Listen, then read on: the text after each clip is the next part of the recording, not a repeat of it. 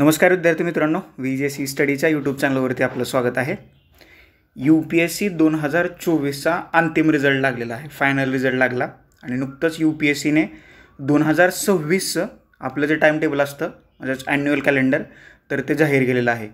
तर त्याप्रमाणे 2026ची UPSC जी prelims होती, पूर्वपरीक्षा जी आहे, तर ती पूर्वपरीक्षा 24 मे 2026 रोजी पार पडणार आहे। ही अतिशय महत्त्वाची बातमी आहे। बघा, हे UPSCच्या कॅलेंडरचा फायदा काय होतो की ज्यांना डेडिकेटली अभ्यास करायचा आहे आणि UPSCच करायचे आहे तर अशा लोकांना वेळ मिळतोय। म्हणजे बघा, पुढच्या मेचं म्हणजे आत्ता मे चालू आहे, बरोबर 1 वर्ष अगोदर UPSCने कॅलेंडर डिक्लेअर केले की जेणेकरून जे सिरियस ॲस्पायरंट्स आहेत की जे UPSCचा अभ्यास करत आहेत तर त्यांच्यासाठी एक चांगली अपॉर्च्युनिटी असते, त्यांना पुढच्या 1 वर्षाचं प्लॅनिंग नियोजन करता येतं। MPSCसुद्धा असंच कॅलेंडर जाहीर करण्याचा प्रयत्न करते, परंतु बऱ्याच वेळेला त्याच्यात त्यांना अपयश येते। म्हणजे ते ठीक आहे, कारण UPSCवरती बरेचसे आयोग चालतात। म्हणजे UPSCचं कॅलेंडर आलं तर बाकीचे जे तुमचे SSC आहे, बँकिंगचे एक्झाम असतील तर त्यांना आपले कॅलेंडर जाहीर करतात, एक चांगली गोष्ट आहे। सगळ्यात महत्त्वाची गोष्ट म्हणजे ही जी प्रिलिम्स आहे, सिव्हिल सर्व्हिस एक्झामिनेशन 2026 आणि Indian forest service prelims examination 2026, तर या एक्झामचे डेट ऑफ नोटिफिकेशन असेल 14/1/2026, म्हणजे 14 जानेवारीला 2026मध्ये नोटिफिकेशन येईल। लास्ट डेट ॲप्लिकेशन जे असेल 3/2/2026, म्हणजे 3 फेब्रुवारी 2026, आणि तुमची परीक्षा जी आहे तर ती मे 2026मध्ये होणार आहे, 24 मेला, हे लक्षात ठेवा।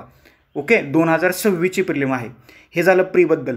याचबरोबर त्यांनी मेन्सचं सुद्धा शेड्यूल जे आहे तर ते डिक्लेअर केलेलं आहे। जर का तुम्ही पाहिलं तर तुमची मेन्स जी आहे 2026ची, इथं तुम्हाला शेड्यूल दिसेल, तर ती ऑगस्टमध्ये होते। 21 ऑगस्टला पहिला पेपर असेल तुमचा आणि तिथून पुढं 5 दिवस ही मेन्स चालणार आहे। 21/8/2026 वार आहे शुक्रवार, आणि प्रीचा तर वार काय रविवार असतो ते काय सांगायला नको। तर ही मेन्स जी आहे, सिव्हिल सर्व्हिस मेन्स एक्झामिनेशन 2026, ही 21 ऑगस्ट 2026ला सुरू होईल आणि ती पुढं 5 दिवस चालणार आहे, आणि प्रीचा पेपर 1 दिवस आहे। बघा, आता हे शेड्यूल आलेलं आहे। ज्यांचा 2026चा पहिला शेवटचा सिरियस अटेम्प्ट असेल तर त्यांनी 1 वर्षाचं प्लॅनिंग, 1 वर्षाचं नियोजन करायला काय हरकत नाही आहे। आता रिव्हर्स इंजिनिअरिंग वापरा, म्हणजे जेणेकरून तुम्ही पहिल्यांदा मेन्सचा अभ्यास करायला घ्या, मेन्सचा अभ्यास कंप्लीट झाल्यानंतर मग राहिलेल्या दिवसात तुम्ही प्रीचा अभ्यास करू शकता। व्यवस्थितपणे प्लॅनिंग केलं तर 1 वर्षात हे तुमचं म्हणजे अंतिम यादीमध्ये नाव येण्याला हा जो वेळ आहे तर तो वेळ खूप मोर आहे, म्हणजे जास्तीचा वेळ आहे, याच्यात होऊ शकतं। सगळ्यात महत्त्वाची गोष्ट म्हणजे जे नव्याने सुरुवात करणार आहेत, म्हणजे ज्यांचं नुकतंच ग्रॅज्युएशन संपलेलं आहे आणि नव्याने सुरुवात करणार आहेत, तर त्यांच्यासाठी या डेट्स खूप 2 महत्त्वाच्या आहेत, बरोबर। ह्या 2 डेट्स म्हणजे प्रीची डेट डोळ्यासमोर ठेवून तुम्ही प्लॅनिंग करा, नियोजन करा, आणि ते नियोजन केलेलं कागदावरती उतरवा आणि त्याला फॉलो करा। सगळ्यात महत्त्वाचं ते आहे। नुसतं नियोजन डोक्यात असेल तर त्याचा काय उपयोग नाही आहे, ते फॉलो करा। आणि ही मेची तारीख लक्षात ठेवा, 24 मे 2026 प्री द्यायची आहे तुम्हाला, आणि 2-3 महिन्यात ऑगस्टमध्ये तुम्हाला मेन्सही द्यायची आहे। मेन्सची तारीख आहे 21 ऑगस्ट, तिथून पुढं ती 5 दिवस मेन्स चालेल। बघा, आता सगळ्यात महत्त्वाचा बॅरियरचा आहे लँग्वेजचा। काही जणांचं मराठी आहे, काही जणांचं इंग्लिश आहे, आणि बरेचसे जण हिंदीमधून सुद्धा प्रिपेअर करत आहेत। यावर्षीपासून राज्य लोकसेवा आयोगाने म्हणजे MPSCने मेन्सचा सिलेबस बदलला आहे, आणि मेन्सचा सिलेबस UPSCच्या ॲज इक्वल सेम झाला आहे।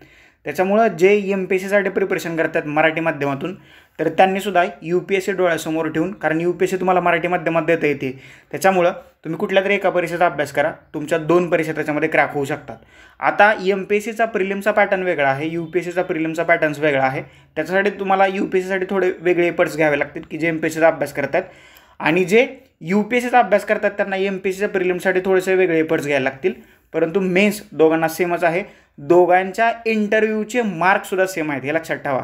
त्याच्यामुळे एक गोल्डन ऑपॉर्च्युनिटी आहे। अभ्यास करत असाल कुठल्याही एक्झामचा तर तुमचा दोन्ही एक्झामचा अभ्यास होणार आहे, ही सगळ्यात महत्त्वाची गोष्ट आहे।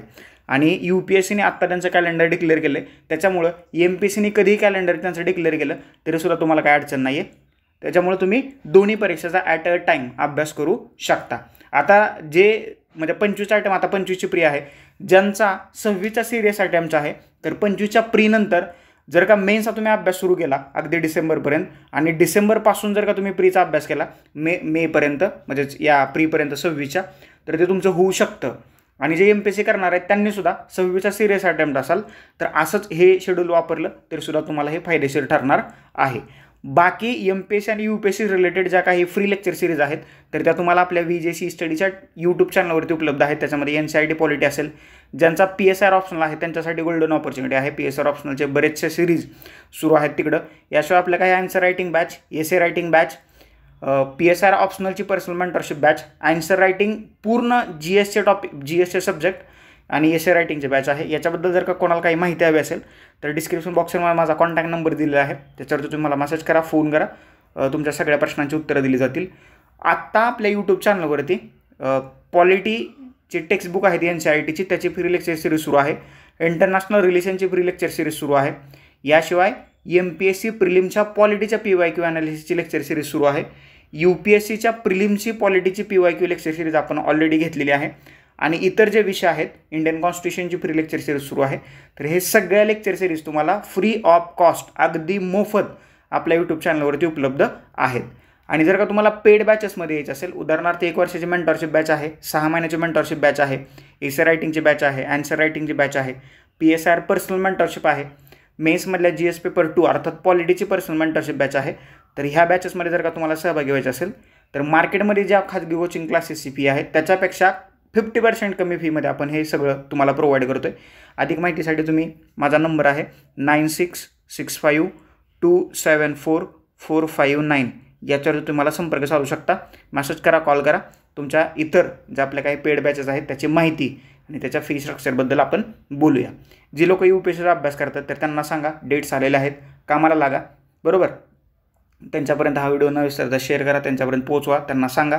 चॅनलवरती नवीन असेल तर चॅनल सबस्क्राईब करा, शेजारची बेल आयकॉन दिली ती प्रेस करा, जेणेकरून नवीन लेक्चरचे नोटिफिकेशन सर्वात पहिल्यांदा तुम्हाला येतील. अजून एक महत्त्वाची गोष्ट, सध्या VJS ई-स्टडी हा जो ऑनलाईन लर्निंग प्लॅटफॉर्म आहे तर सध्या आम्ही 5 सोशल मीडियावरती उपलब्ध आहोत. त्याच्यामध्ये YouTube आहे, Instagram आहे, टेलिग्राम आहे, फेसबुक आहे, व्हॉट्सअपचं आपलं एक वेगळं चॅनलसुद्धा आहे. आणि ह्या 5 सोशल मीडियाच्या लिंक ज्या आहेत तर त्या तुम्हाला खाली डिस्क्रिप्शन बॉक्समध्ये दिलेल्या आहेत. त्या लिंकवरती क्लिक करा आणि VJS ई-स्टडी या ऑनलाईन लर्निंग प्लॅटफॉर्मला जॉईन व्हा. तुर्तास आता आपण इथे थांबूया. Thank you so much. धन्यवाद मित्रांनो. नेक्स्ट लेक्चरमध्ये आपण भेटूयाच.